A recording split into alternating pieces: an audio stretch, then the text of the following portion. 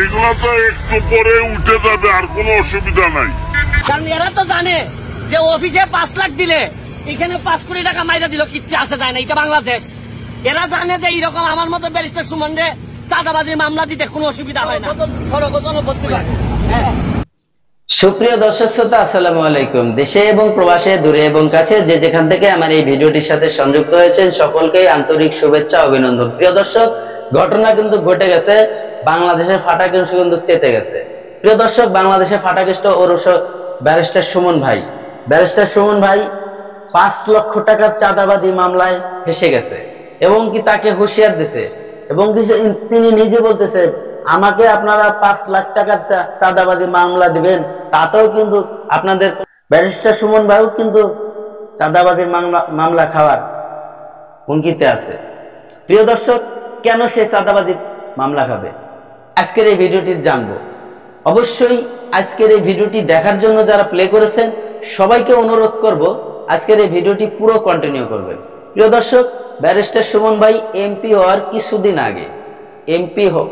কিছুদিন আগে উনি যখন নির্বাচনী প্রচারণা চালাচ্ছিল, তখন উনি সিলেট পৌরসভার মধ্যে গেছিল।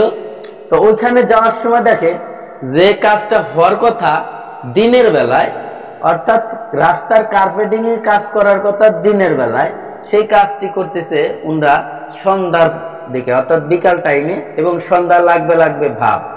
এখানে ঠিকাদারকে জিজ্ঞেস করা হলো, আপনারা রাস্তার কার্পেটিং এর কাজ কেন সন্ধ্যার সময় করতেছেন?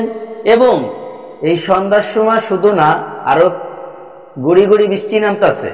তো বৃষ্টির মধ্যে কার্পেটিং এর কাজ কখনোই হয় না, এটা আমরা সবাই জানি। কারণ ওখানে পিচ থাকে, বিভিন্ন ধরনের মেডিসিন এবং কেমিক্যাল থাকে, যেটা পানি থাকলে ওটা সহজে জোড়া লাগে না, সকলে শোয়ায় না, জিনিসটা মানে আঠা লাগে না। তো এই কথাগুলোই ব্যারিস্টার সুমন ভাই বলতেছে ঠিকাদারকে। ঠিকাদার উল্টা চড়া হয়ে উনাকে বলতেছে যে, আপনি যদি আমাদের এই ভিডিও বন্ধ না করেন, আপনাদের লাইভ প্রোগ্রাম যদি বন্ধ না করেন ব্যারিস্টার সুমন ভাই, আপনার জন্য কিন্তু আমরা মামলা রেডি করে রেখেছি।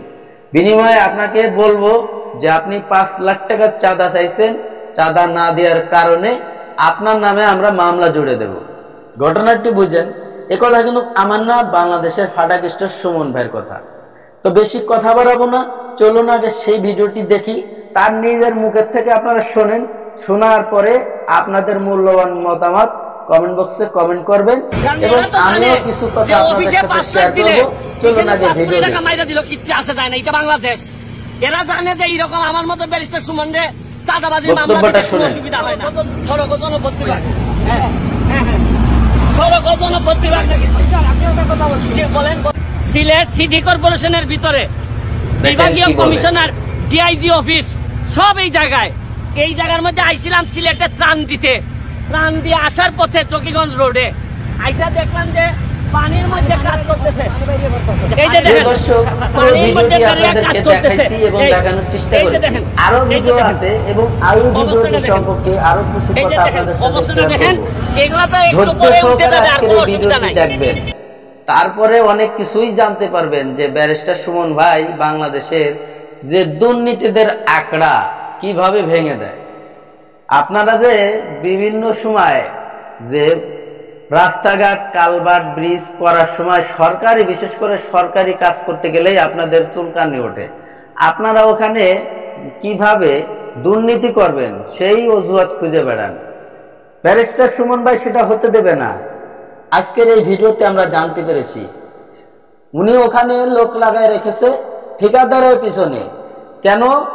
কত কিলোমিটার রাস্তার মধ্যে আপনারা কি কি মাল ব্যবহার করবেন এবং আপনার কি কি বরাদ্দ দেওয়া আছে, কত স্কোয়ার ফিটে কতটুক পরিমাণের ইঞ্চি মোটা করা হবে, অর্থাৎ মাল মেডিসিন আমরা যেমন রাস্তাটা তৈরি করে কয় ইঞ্চি ইট দেয়, কয় ইঞ্চি বালু দেয়, কয় ইঞ্চি পিচ ঢালাই দেয়, এই ঘটনাগুলো জানার জন্য, তদন্ত করার জন্য ব্যারিস্টার সুমন ভাইয়ের পক্ষ থেকে ওখানে লোক দিয়ে দেওয়া হয়েছে। তাহলে এইবার তো খেলাটা জমে গেছে। আপনারা বুঝতে পারতেছেন যে রাতের আধারে কি কারণে এরা কাজ করতে চায়। রাতের আধারে কাজ করলে সাধারণ জনগণ দেখবে না, এই ব্যারিস্টার সুমন ভাইয়ের মতো কোনো লোক প্রশ্ন করবে না। ওনারা দুর্নীতি করে সুন্দরভাবে কাজটাকে পরিচ্ছন্নভাবে করে যেতে পারবে।